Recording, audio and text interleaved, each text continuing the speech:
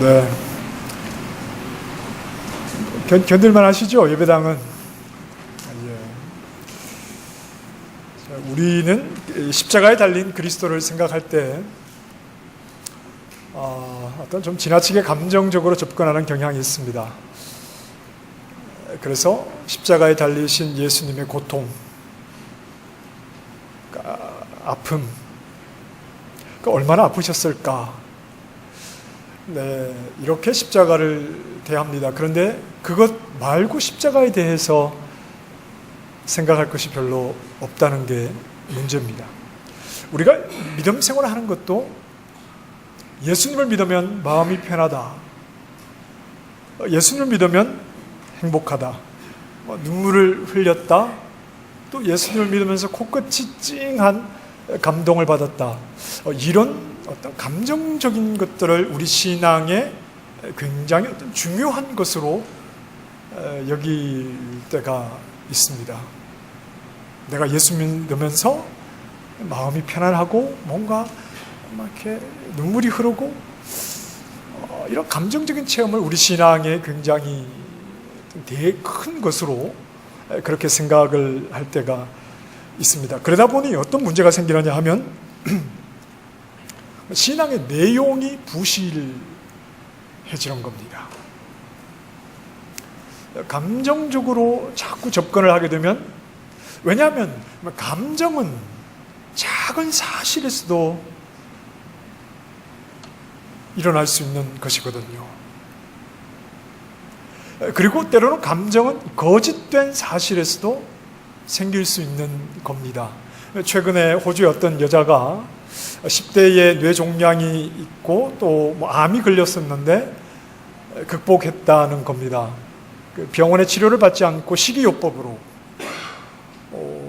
극복을 했다고 해서 그 사람이 이렇게 만든 블로그가 아주 인기 있는 블로그가 되었는데 엉터리라는 게 탄로가 났습니다. 암이 걸린 적도 없고 뇌종양도 없었습니다. 그런데 그 사실, 어렸을 때 그 질병에, 그러나 그것을 극복해내는 그 어떤 스토리만으로도 사람들은 많이 감동을 받고 식단을 좀 우리에게 공개해달라 그러고 막 책도 내려고 했는데 모든 게 엉터리였고 들통이 나고 말았죠. 사실이 아닌 내용을 가지고도 우리는 얼마든지 감동을 받을 수 있고 우리의 감정의 변화가 거짓에서도 나올 수가 있다는 것을 우리가 생각을 해야 합니다. 신앙에는 감정이 필요 없다는 것을 말하는 것이 아닙니다. 신앙의 결론이 뭡니까? 우리 믿음의 결론이 뭐죠? 주님을 사랑하는 겁니다. 야고보서 말씀에 보면 자기를 사랑하는 자에게 약속하신 나라를 상속받게 하실 것이다, 이렇게 말씀을 합니다. 주님을 사랑하지 않는 자가 하나님 나라에 들어갈 수는 없습니다. 하지만 그 사랑이 그냥 좋다 이렇게 가면 안 됩니다. 우리가 주님을 사랑할 때 그 사랑에는 내용이 있어야 합니다. 우리가 주님을 사랑한다면 내가 주님을 사랑하는 사랑의 내용이 무엇인지를 말할 수 있어야 됩니다. 내가 어떻게 주님을 사랑할 수밖에 없는지에 대해서 내 감정에 근거한 것이 아니라 내가 어떻게 주님을 사랑할 수밖에 없는지에 대해서 말할 수 있어야 합니다. 그리고 내가 주님을 사랑한다는 것이 무엇을 뜻하는 것인지도 말할 수 있어야 합니다. 우리가 주님을 사랑하는 것은 첫눈에 반해서 사랑하는 것 아닙니다. 여러분 그렇게 주님을 사랑하십니까? 우리 찬양대 어떠십니까? 주님을 사랑하시죠? 네, 첫눈에 반하셨습니까? 그런 거 아니잖아요. 첫눈에 반한다는 건 지극히 감정적인 표현 아닙니까? 요즘 하는 말로 필이 꽂혔다. 우리가 주님을 그렇게 사랑합니까? 어떤 내용도 없이 그냥 첫눈에 그렇게 주님을 사랑합니까? 그거 아니지 않습니까? 그렇다면 우리가 주님을 사랑한다면 그 사랑의 내용이 무엇인지를 말할 수 있어야 하는 겁니다. 주님을 향한 사랑에는 과정이 있습니다. 그런 것들을 무시하고 그냥 내 감정으로 주님을 사랑한다, 이렇게 감정의 뿌리를 둔 신앙이 되어서는 안 됩니다. 그런 신앙은 굉장히 기복이 심합니다. 감정의 뿌리를 두고 있는 신앙은 굉장히 안정되지 못하고 기복이 심합니다. 그러나 내 감정이 아니라 사실의 뿌리를 두고 있으면, 변하지 않는 사실에서 나오는 신앙은 쉽게 요동하지 않습니다. 감정이라는 꽃은 사실이라는 뿌리에서 나와야 합니다. 그게 아니라 감정의 뿌리를 두고 믿음 생활을 하면 이건 너무나 불안합니다. 철이 든 자식은 어머니가 회초리를 들어도 그 회초리의 의미를 압니다. 어머니가 나를 사랑하는구나 하는 것을 그 회초리를 맞으면서도 깨닫게 됩니다. 그러나 철이 없는 자식은 어머니의 회초리에 그만 집을 나가버리죠. 어머니가 나를 사랑하지 않는다, 이렇게 생각을 하는 겁니다. 영적으로 미숙하고 그저 감정으로만 신앙생활을 하게 되면 좋을 때는 너무나 좋습니다. 주님을 향해서 내 목숨이라도 바칠 것처럼 그렇게 나옵니다. 그런데 어디 인생이라는 게 항상 좋기만 한 것이 아니지 않습니까? 원치 않고 뜻하지 않는 어려움들이 우리에게 찾아오게 됩니다. 그렇게 될 때 이 감정의 뿌리를 둔 신앙은 어떻게 하나님이 살아계시는데 나에게 이런 일이 일어날 수 있는가, 이런 말을 하면서 하나님을 떠나게 될 가능성도 있습니다. 하지만 감정이 아니라 하나님이 이루신 사실의 뿌리를 두고 있는 신앙은 어려움이 올 때 힘들기는 마찬가지입니다. 그러나 경솔하게 판단하고 행동하지 않는다 하는 겁니다. 내 마음이 어떻게 느끼느냐 하는 감정이 아니라 하나님이 어떤 분이신가 하는 그 사실의 뿌리를 두고 있기 때문에 그렇습니다.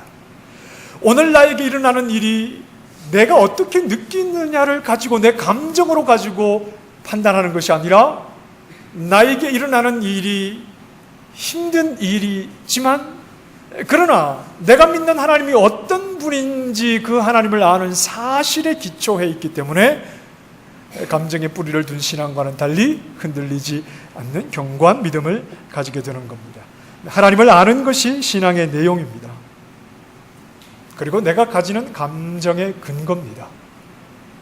하나님을 아는 것이 내 신앙의 내용이고, 그것이 또한 내가 가지는 감정의 뿌리라는 사실을 알아야 합니다. 이것 없이 감정으로만 믿음 생활을 하면 굉장히 힘들어집니다. 우리가 가장 많이 사용하는 단어 가운데 하나는 은혜라고 하는 단어입니다. 그런데 이 하나님의 은혜를 지극히 개인적인 것으로, 내가 받아서 누리는 것으로, 나만을 위한 하나님의 특별한 선물로 은혜를 생각할 때가 많습니다. 예를 들어서 내 질병이 나았다든지, 아니면 막막한 미래의 탄탄대로가 열렸다든지, 또 망해가던 사업이 갑자기 돈을 끌어담게 되었다든지, 하다못해 싸게 주고 집을 샀는데 집값이 갑자기 껑충 뛰었다든지, 그러면 우리는 하나님의 은혜에 감사합니다. 하나님의 은혜를 개인의 영역으로만 제한하거나, 그래서 내가 은혜 받으니까 기분 좋다, 이렇게 감정적으로만 하나님의 은혜를 이해하게 되는 경향이 있습니다. 그러나 그렇게만 생각할 문제가 아닙니다. 하나님의 은혜는 어떤 결과를 만들어냅니다. 하나님의 은혜는 결과를 만들어냅니다. 어떤 결과를 만들어내느냐 하면 하나님이 원하셨던 일을 이루어내는 결과입니다. 하나님이 우리에게 베푸시는 은혜는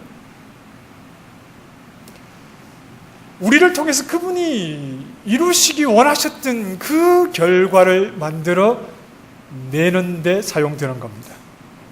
하나님이 계획하셨던 그것을 이루어내시는데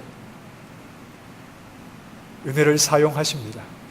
하나님은 그분이 이루고자 하시는 일을, 우리를 통해서 이루고자 하시는 그 일을 우리에게 은혜를 덮어 씌우셔서, 그래서 우리를 하나님이 계획하셨던 것으로 이끌어내신다 하는 겁니다. 그분의 은혜가 그분의 일을 성취해 가는 겁니다. 은혜라고 하는 것은 내가 개인적으로 받아서 하나님이 나에게 특별한 선물을 주셔서 내가 기분 좋다, 이렇게만 이해할 것이 아니라 하나님의 은혜는 그 은혜를 우리에게 부어주셔서 그분이 계획하셔서 이루고자 하시는 그 일을 이루어내시는 데 사용하신다. 그분의 은혜로 그분의 일을 이루어내신다 하는 것을 우리가 생각을 해야 합니다. 성경을 한 절 보셔야 합니다. 베드로 전서 한번 가보십시다. 조금 뒤로 가시면 야고보서 말씀 뒤에 베드로 전서 5장 10절 말씀입니다.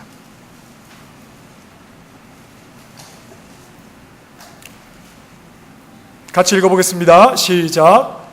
모든 은혜의 하나님 곧 그리스도 안에서 너희를 부르사 자기의 영원한 영광에 들어가게 하시니가 잠깐 고난을 당한 너희를 친히 온전하게 하시며 굳건하게 하시며 강하게 하시며 털을 견고하게 하시리라.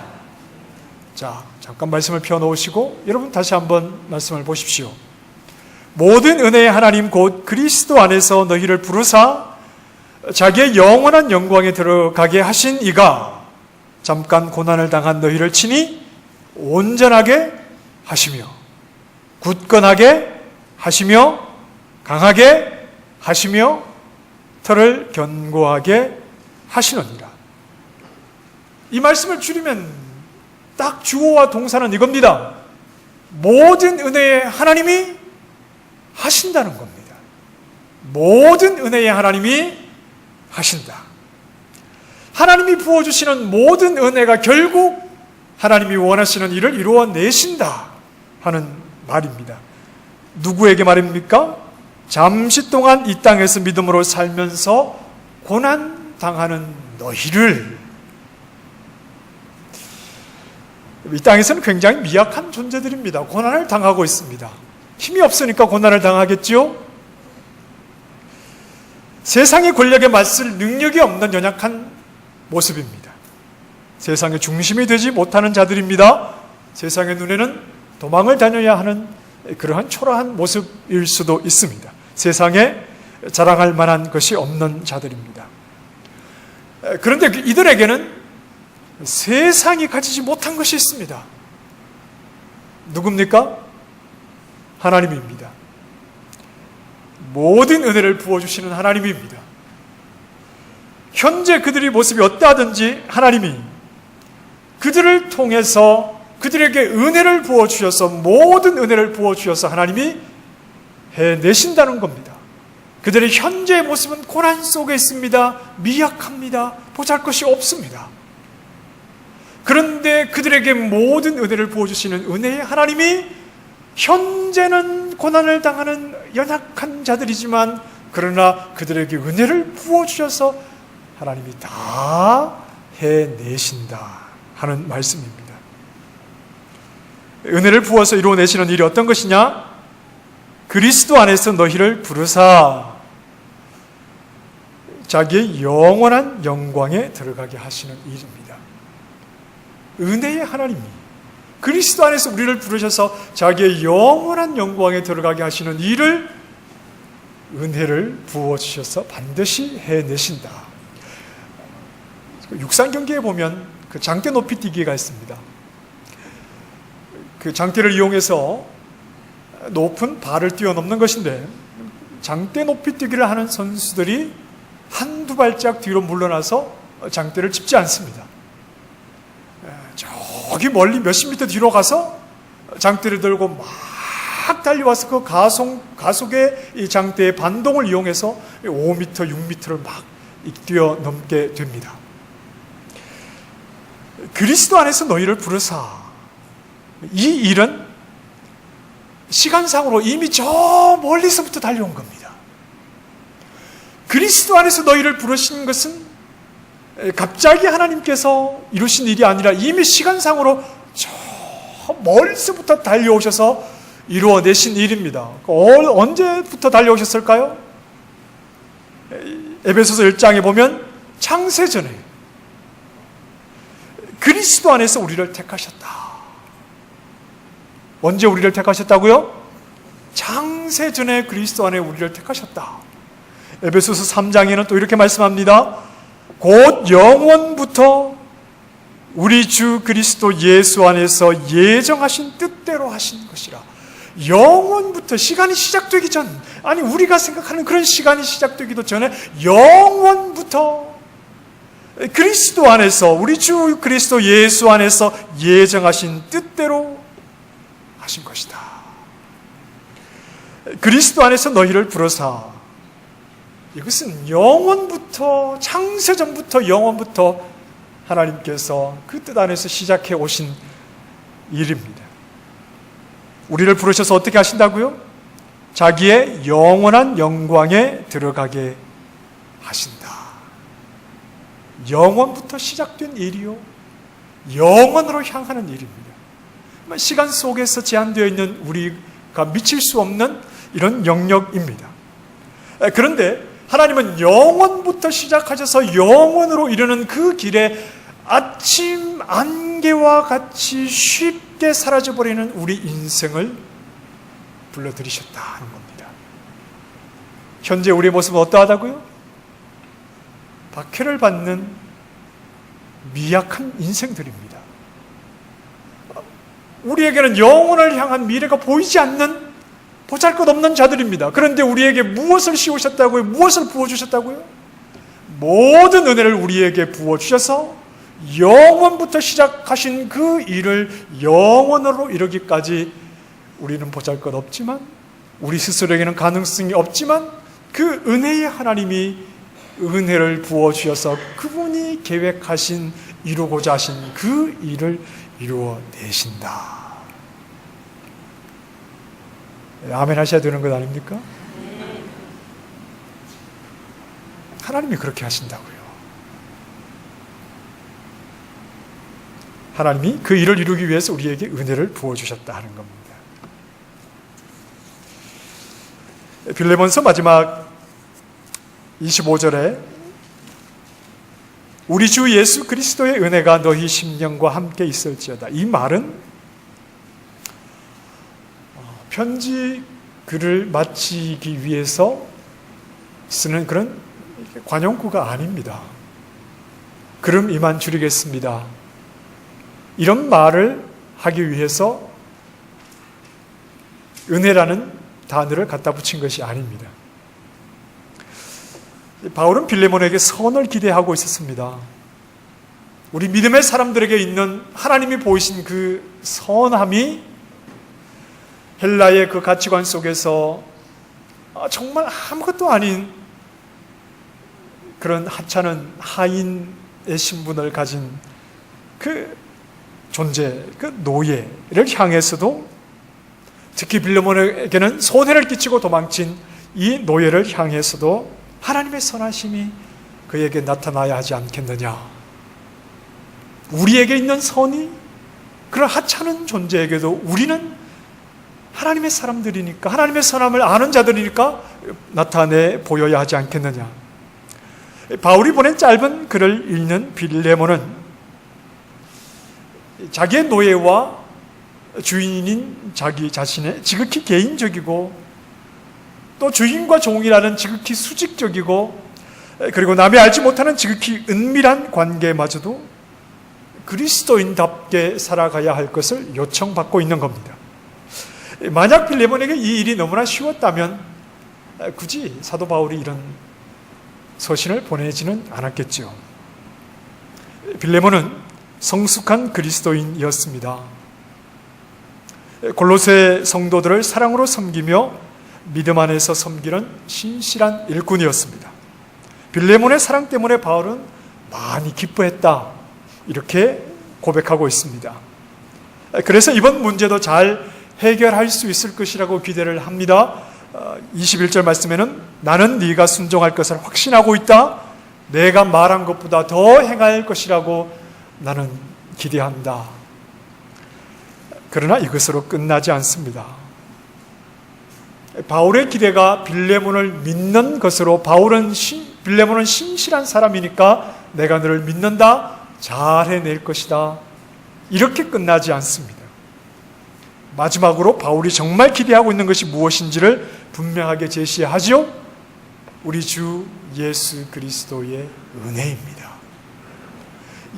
너는 이미 믿음 안에서 성숙하고 신실한 하나님의 사람이지만 그렇기 때문에 네가 할 줄로 해낼 줄로 믿는 것이 아니라 예수 그리스도의 은혜가 너를 붙잡고 있기 때문에 그 은혜에 이끌려서 네가 믿음의 사람다운 선함을 분명하게 드러낼 줄로 나는 확신한다 하는 겁니다.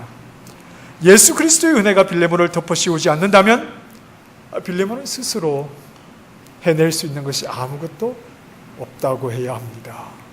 여러분, 저는 믿음이 좋은 분이 형편없는 결말을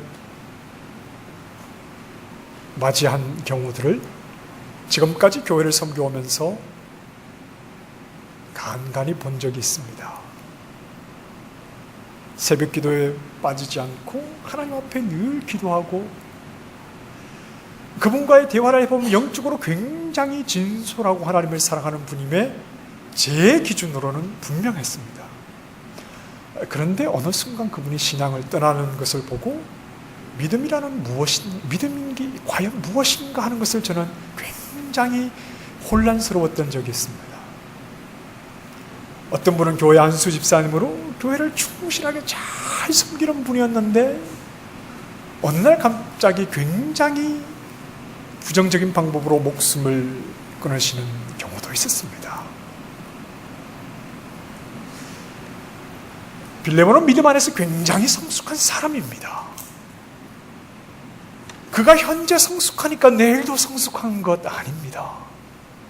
빌레몬이 오늘 굉장히 믿음 안에 성숙한 것은 하나님의 은혜가 그를 붙잡고 있었기 때문이고 내일 또한 그가 성숙한 자가 될 수 있는 것은 하나님의 은혜가 그를 포기하지 않고 영원부터 시작하신 그 일을 영원까지 이끌어가고 계시기 때문에 그가 하나님의 사람으로 설 수 있는 겁니다.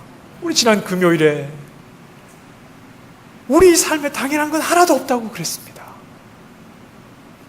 하나님이 우리에게서 은혜를 거두어 가시면 우리는 그 순간 망하는 겁니다. 우리는 작은 일 한두 가지 때문에 하나님 앞에 불평하지만 그 한두 가지가 아니라 우리가 보지 못하는 수만 가지 다 셀 수 없는 그것을 하나님이 은혜로 붙들어 주시는 것은 생각하지 못하고 내가 원하는 한두 가지가 이루어지지 않았다고 해서 우리는 하나님께 불평하는 너무나 어리석고 보잘것없는 인생들. 하나님의 은혜가 우리의 삶에 얼마나 많이 미치고 있는지 우리는 그것을 다 깨닫지 못하기 때문에 한두 가지 어려움 때문에 우리는 하나님을 향해서 불평합니다. 교회, 성도 한 사람 역시 그리스도를 통해서 우리에게 베풀어 주시는 은혜가 없으면 우리는 한순간 무너질 수밖에 없는 연약한 자라는 것을 고백해야 합니다. 고린도 교회는 갈등과 분열과 음란함과 자기 자랑으로 교회가 굉장히 혼란스러웠습니다. 갈라디아 지역의 교회들은 거짓된 가르침을 분별해내지 못해서 그리스도의 복음에서 떠나 이제는 구원 얻지 못하는 자들과 동일한 자리에 서게 되는 그런 위험한 일도 있었습니다. 에베소 교회는 바울이 옛사람을 버리라고 권면합니다. 거짓을 버리고 도둑질을 하지 말고 음행과 우상 숭배를 더 이상 해서는 안 된다고 당부합니다. 빌립보 교회 서로 원망과 시비를 하지 말고 항상 복종하여서 두렵고 떨림으로 너희 구원을 이루어 가라고 그들에게 또 부탁합니다. 이 교회들은 사도 바울이 복음을 전하여 세운 교회입니다.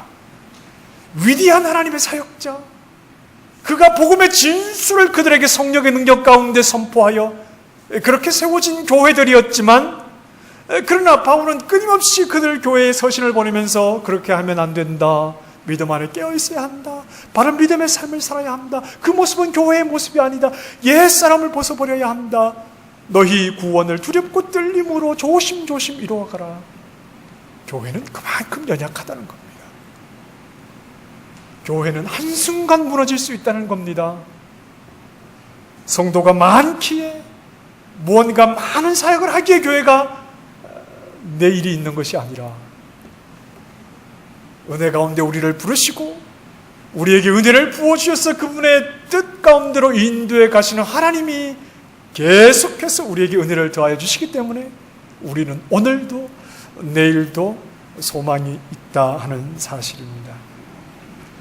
그래서 바울은 교회들에게 보내는 서신서의 시작과 마지막에 보면 거의 빠짐없이 하나님의 은혜를 말합니다. 하나님과 우리 주 예수 그리스도의 은혜로 너희에게 문안하며 그 은혜가 함께 있기를 원한다. 그리고 그 서신의 마지막 부분에는 우리 주님의 은혜가 함께 하기를 원한다. 빌레몬에게 보내는 서신도 예외가 아닙니다. 3절 말씀에 보면 은혜로 시작해서 마지막 은혜로 마칩니다. 은혜 안에서 시작하신 하나님께서, 너희에게 은혜를 베풀어 주심으로 시작하신 하나님께서 비록 지금의 모습이 고난 가운데 있고, 비록 지금의 모습이 교회의 모습답지 않고, 비록 지금의 모습이 연약하다 하더라도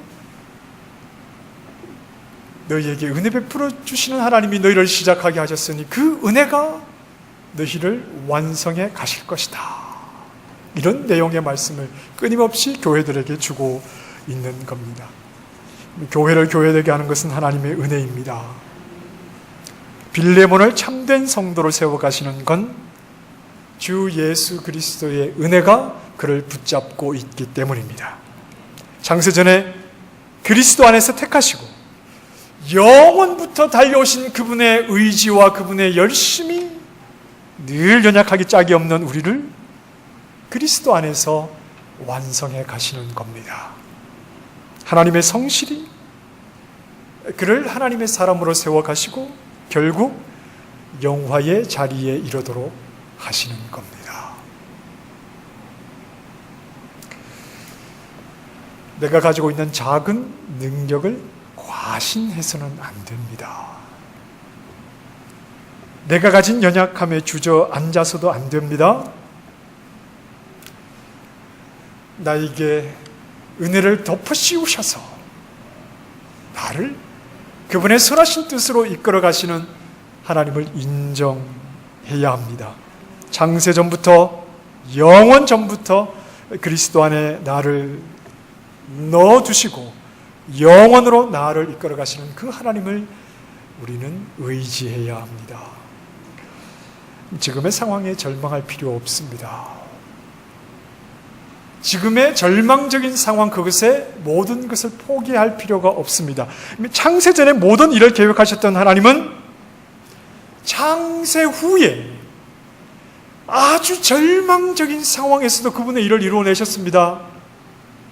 창세전에 계획하셨던 하나님은 창세 후에 아담과 하와가 죄를 범하고 하나님 앞에 반역하는 그 절망적인 사건 속에서도 그분의 일을 아무런 문제 없이 이루어내셨습니다.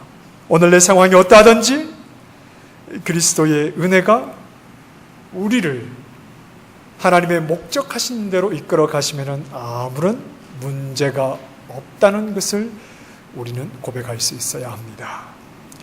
그리스도의 은혜 안에서